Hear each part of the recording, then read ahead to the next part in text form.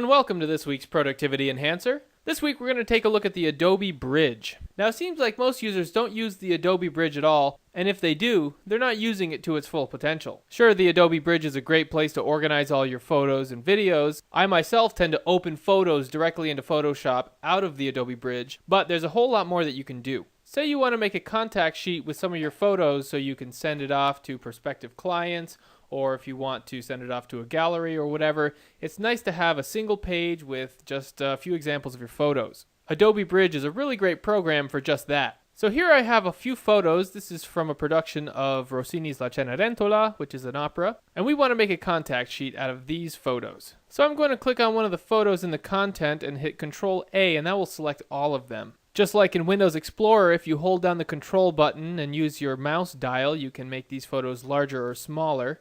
However, if you want to cycle through each one of these pictures individually, we can go up to View, and we can go down to Review Mode. And that brings up each picture individually so you can cycle through it. You can use either the right or left arrow keys to move to the right or to the left. And if you want to dump a photo, let's get to one that we want to dump. We can just hit the down button, and then that photo will disappear.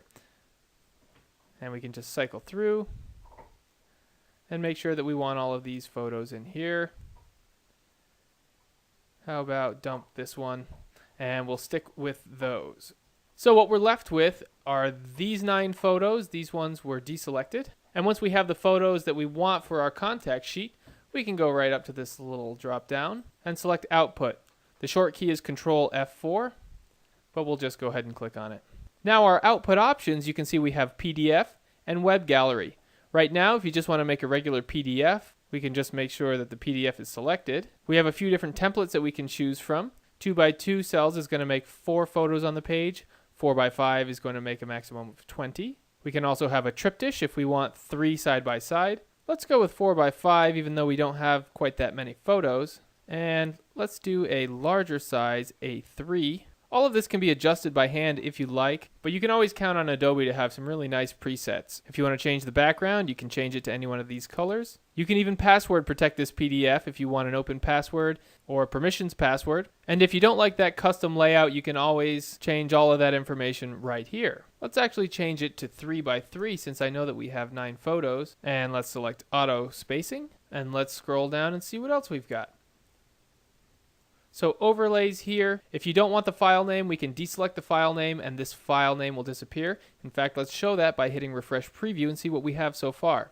So this is a preview of what our file will look like. It'll be generated just as a regular PDF, but let's go ahead and keep taking a look at our properties. So let's say that we do want the file name in there, but not the extension. We can change our font size, font color, etc. All of this is very, very customizable.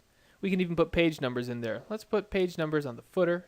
And by doing that, we're going to have to enable the footer. So let's just enable that and leave it all as the stock settings. So right now our header is deactivated, so there's nothing going on there right now. But our footer has all of this information here.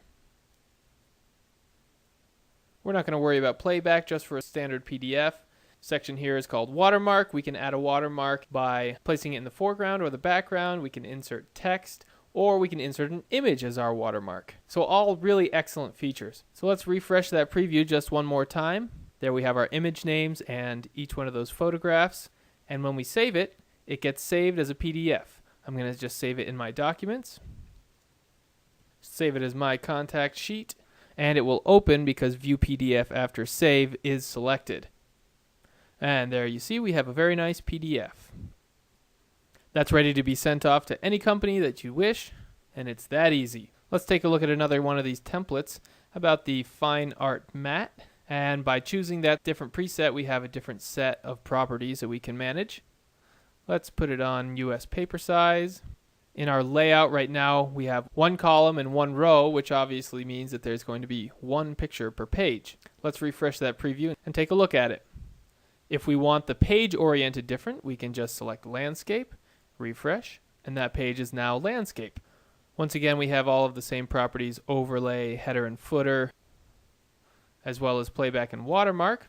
So there's a lot of really great presets that can allow you to find your style and find something that fits the style of photography that you're using. So also, what if you have a website and you want to put a web gallery in it? No problem. Adobe Bridge has this web gallery function here. It also has a lot of templates. This Lightroom Flash Gallery is a really nice addition.